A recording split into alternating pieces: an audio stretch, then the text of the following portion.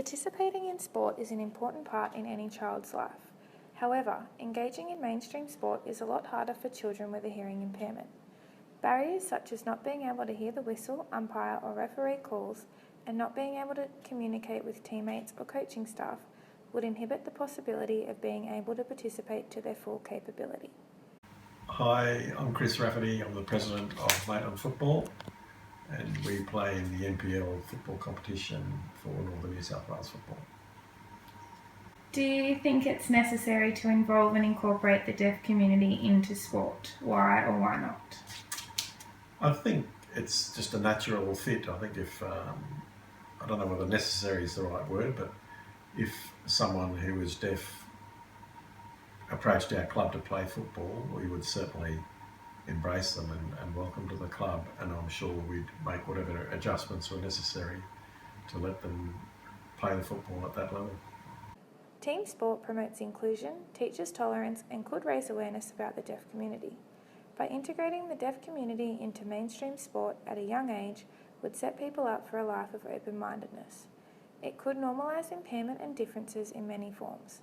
By incorporating signs into soccer, it would give more children the opportunity to learn another language, encouraging their cognitive and language development. Do you think the soccer community are currently doing enough to accommodate for more than just the hearing world?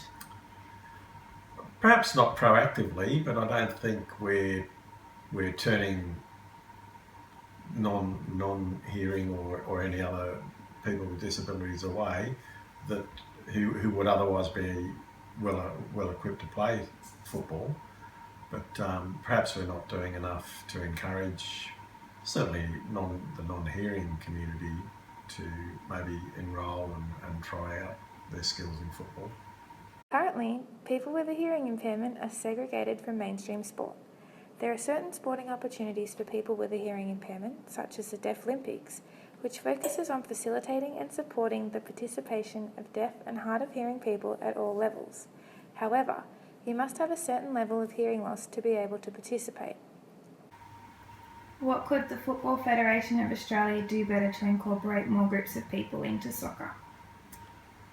I guess when promoting football, they could promote it as being able to cater for not just the hearing community. So some disabilities would probably be problematic for playing football, but there'd be certainly a lot of disabilities that would be able to participate in football and enjoy football, and football would be the richer for it. To further remove the communication barrier in mainstream sport, lights could be incorporated when playing inside to replace the whistle. Flags could also be used to gain the attention of players. Gestures could be used to interact with players and motion gameplay. And more use of visual aids such as a whiteboard would be beneficial also.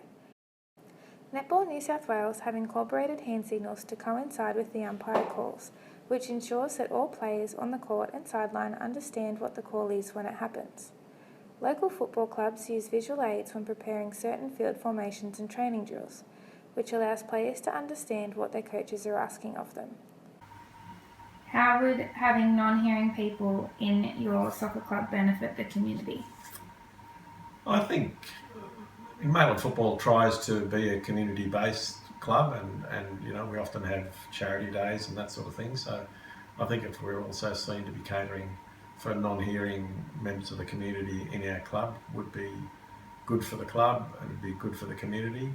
And I think there would be a few changes that we might have to make to accommodate non-hearing people in our squad.